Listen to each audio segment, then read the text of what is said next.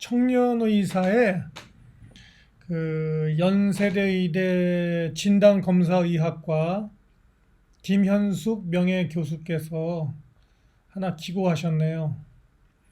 제목은 이제 코로나19 백신과 관련해서 항체 검사가 꼭 필요하다라는 내용입니다. 지금 PCR 검사 같은 일종의 진단 검사죠. 코로나19를 발견하는 그 검사 또는 신속 항원 검사, 보통은 신속 키트 검사라고도 하는데 그 두 가지를 통해서 검사하는데 그것만으로는 부족하고 우리 항체를 우리가 몸에 형성된 항체 레벨과 그 종류를 정확하게 이제 검사하는 이른바 항체 검사가 필요한 이유에 대하여 김명애 교수께서 기고하신 글을 좀 살펴봐야 되겠습니다.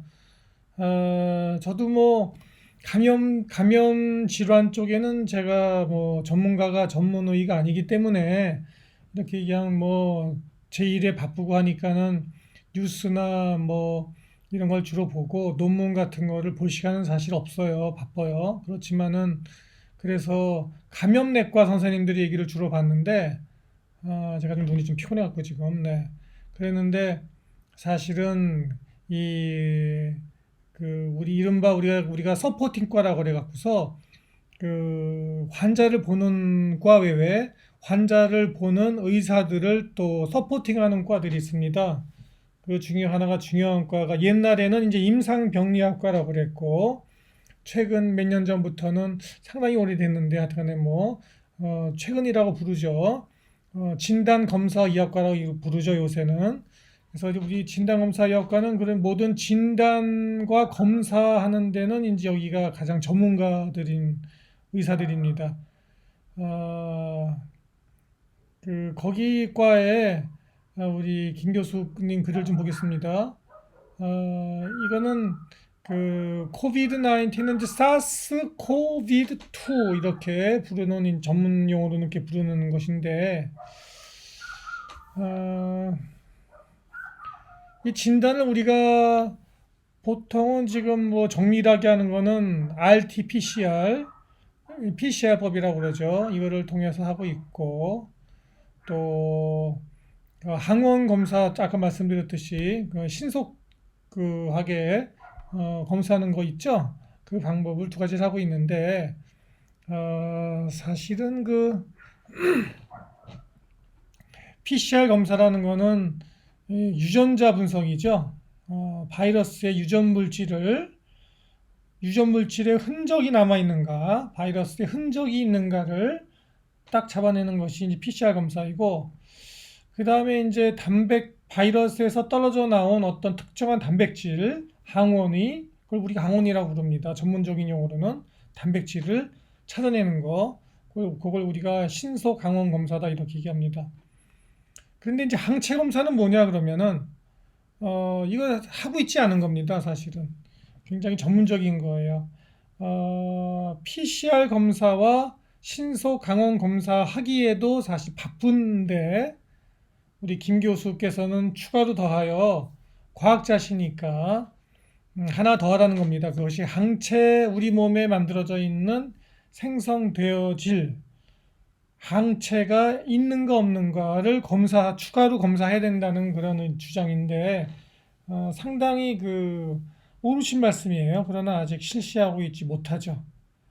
그래서 이제 이 글은 제가 읽어보니까 우리가 이 코비드-19을 정복하고 또 우리 인류가 집단 면역으로 가야 되는 과정이 얼마나 지난하고 어려운 길인가를 말씀하시는 것이라고 저는 생각합니다. 지금 전혀 제대로 실시하고 있지 않은 추가 검사, 항체 검사란 것도 해야만 그 길로 이룰 수 있다는 것인데, 그러니까 아직 못하고 있잖아요. 그러니까 이게 얼마나 이 바이러스 정복이 어려운 것인가 하는 점을 우리가 되새기게 되는 것이죠. 설명을 좀 드리면은요, 이 내용을요. 우리가 이제 바이러스나 이런 것들이 우리 몸에 들어오게 되면은 이 들어오는 것들을 우리가 항원이라고 부릅니다. 들어오는 것에 가만히 있고 우리 죽는 거 아니에요. 그죠? 우리 병에 걸리거나 죽으니까 우리가 대항해서 우리 면역세포가 싸우죠. 싸울 때 우리가 항체를 만들어서 싸워요. 비림파구에서. 그냥 싸울 수 있는 게 아니라 손에 무슨 무기가 있어야 될 거 아니에요. 총이나 칼이나 이런 게 있어야 되는 거예요. 그죠? 무기를 만들어요. 우리 몸에서. 군수 공장이 있는 거죠. 총칼을 만드는 공장이 있습니다. 그것에서 나온 무기가 항체입니다. 이 바이러스 전용 항체입니다. 다른 총으로 쏴서는 안 죽는 거예요. 이 총을 쏴서만 죽여야 돼요. 그거 갖다가 이 바이러스의 전용 맞춤 항체입니다. 네.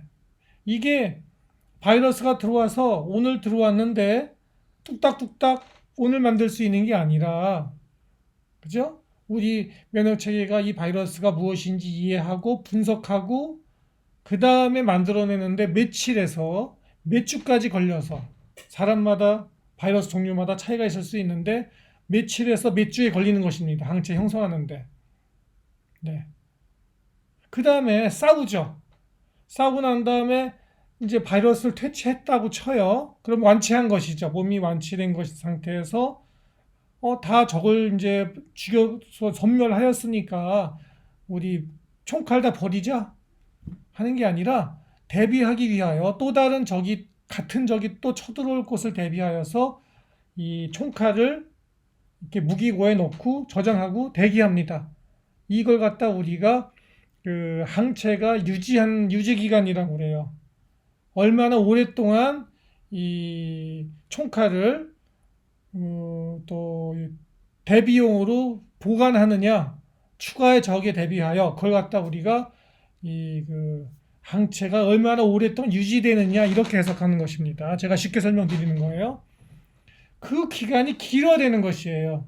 그 기간이 그 특정 이 코비드-19 코로나 바이러스에 대하여 우리가 이 총칼을 오랫동안 무기고에 우리가 갖고 있어야 되는 거예요. 그래야지 재감염이 안 되는 겁니다. 왜 들어오면 바로 이때는 이미 총칼을 갖고 있으니까 며칠에서 몇 주 걸리는 게 아니라 들어오면 바로 사살할 수 있지. 총칼을 이미 들고 있으니까. 이 기간이 길어야 되는 거예요.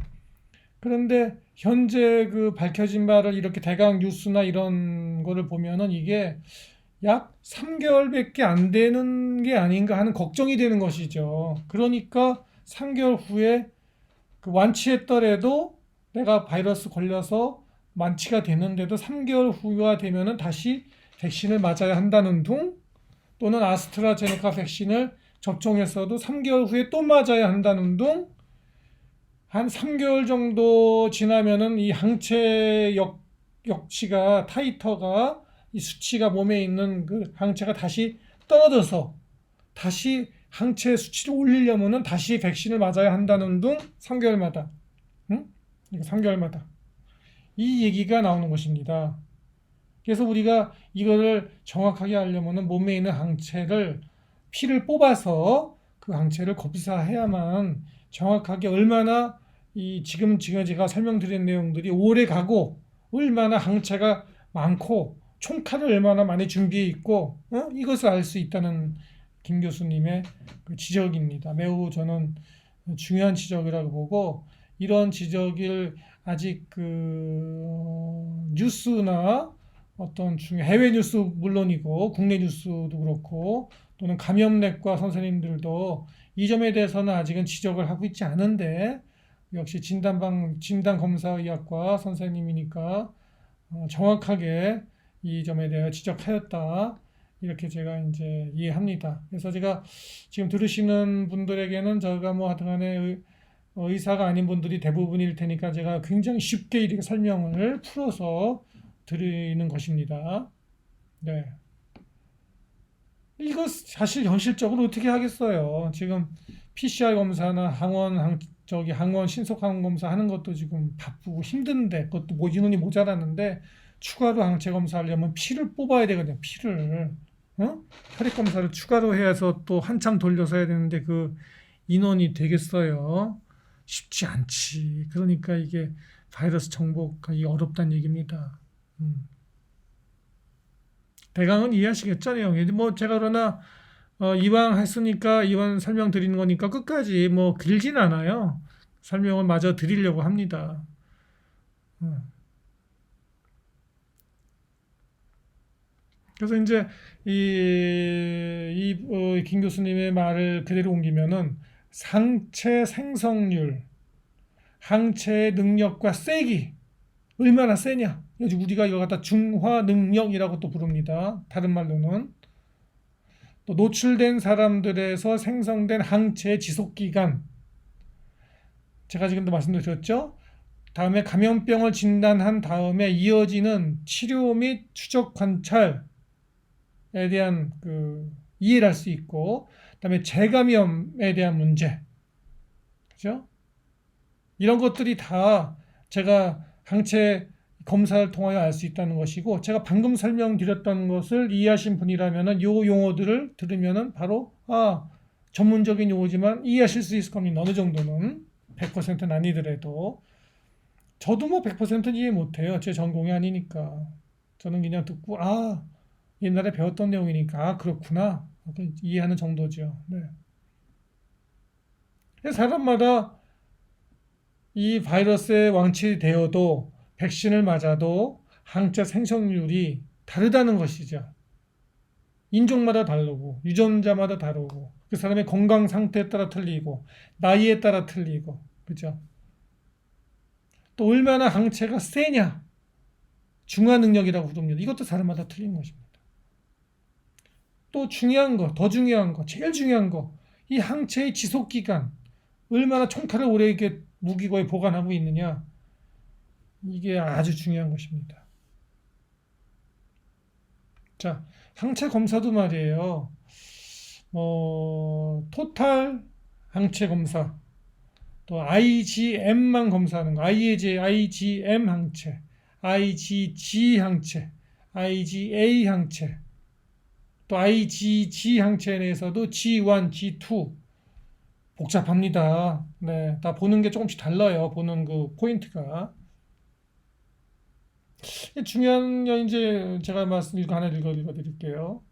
만일 다른 코로나 바이러스의 경우처럼 이것도 코로나 바이러스거든요. 코로나 바이러스 한 종류니까 만일 다른 코로나 바이러스처럼 이번에 그 항체 지속 기간이 1년 정도로 짧다면 다른 코로나 바이러스는 항체 지속 기간이 1년 정도인가 봐요. 저도 잘 몰랐어요. 이거 읽어보고 났습니다. 그렇다면 에피데믹이 아니라 엔데믹 감염병이 될 가능성이 높다. 이게 핵심입니다. 이 기고분에. 엔데믹이란 건 뭐냐면은 그냥 우리하고 같이 사는 거예요. 에피데믹이라기보다는 갑자기 나타나는 게 아니라 이제 앞으로 우리 감기, 독감 같이 그죠? 우리하고 계속 살게 될 질환이란 뜻입니다. 그래서 지구상에 계속 남아서 우리 인류와 쭉 같이 살게 될 수도 있다. 근데 지금 1년이면은 그렇게 된 가능성이 높다는 것인데 얼핏 보고는 3개월밖에 안 된다는 그런 느낌도 있죠. 최근 들에 이렇게 뭐 뉴스나 이런 걸 보면은 그러면은 이게 더 엔데믹이 될 가능성이 높아지는 거죠. 그러면 계속 이 코비드 19는 없어지지 않고 계속 우리와 함께 살게 된다는 것입니다. 영원히. 영원이란 것이 물론 뭐 몇천 년이란 건 아니겠고 몇십 년 정도는 간다는 뜻이겠죠. 네, 그래서 우리가 이거를 알기 위하여 항체 검사가 꼭 필요할 수 있다. 네, 이거는 혈액에서 뽑는 거라고 제가 말씀드렸어요. 혈액에서.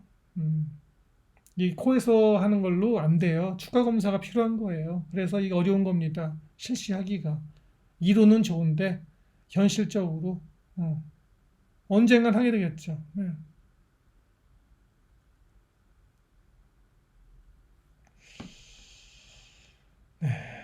어려운 얘기예요, 진짜. 네. 그래서 이런 혈청 내 항체 검사는 코로나 바이러스 감염에 대한 면역의 지속 기간과 강도를 알아보는데 유용하다. 이미 한번 걸렸다가 그죠?